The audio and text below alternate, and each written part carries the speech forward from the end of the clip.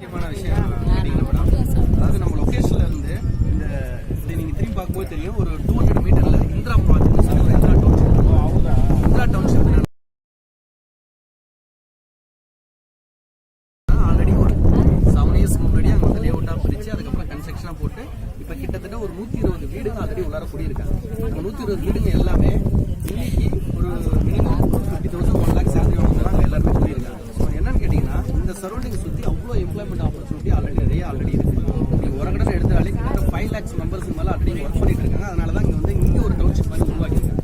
இன்னைக்கு அந்த டவுன்ஷிப்பை தாண்டி அந்த ரோடு வந்து பார்த்தீங்கன்னா நேராக ஒரகடம் ரோட்டில் போய் ஏறுது. இப்போ ஆல்ரெடி ரோடு வந்து பார்த்தீங்கன்னா 25 feet ரோடாக இருக்குது. அதை 80 feet ரோடை வந்து மாற்றுறாங்க. எதுக்காக 80 feet ரோடாக மாற்றுறாங்கன்னா, கோயம்பேட்டில் இருக்கிற அந்த ஃப்ரூட்ஸும் ஆர் வெஜிடபிள்ஸ் வந்து பதம் பண்ணுறதுக்காக வந்து அங்கே வந்து ஒரு கவர்மெண்ட் அலாட்மெண்ட் ஒரு 150 ஏக்கர்ஸில் ஆல்ரெடி ஒரு காம்பவுண்ட்லாம் பண்ணி அங்கே ஒரு ஆஃபீஸை வந்து ரன் பண்ண ஆரம்பிச்சிட்டாங்க. ஸோ அந்த ரன் பண்ணுறதுனால என்ன அட்வான்டேஜ் இருக்குன்னா, அந்த ரோடு வந்து வைண்ட் அப் பண்ணுறாங்க.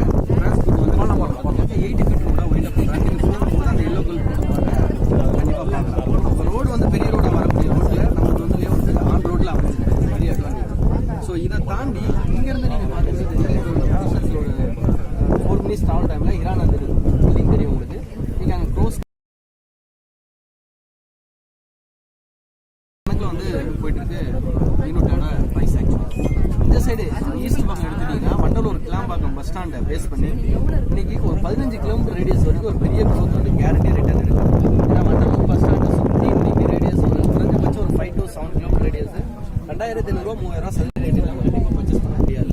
ஸோ நம்ம ப்ரைஸ் கொடுக்குறது பார்த்தீங்கன்னா, நான் சொன்ன மாதிரி அங்கேயே நீங்கள் 1,300 200 மீட்டர்ஸ்லேயே வந்து பண்ணிட்டு இருக்காங்க.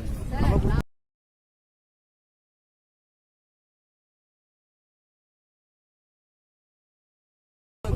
870 நம்ம வந்து இன்னைக்கு வந்து லான்ச்சிங் அப்புறம் கொடுத்துருக்கோம்.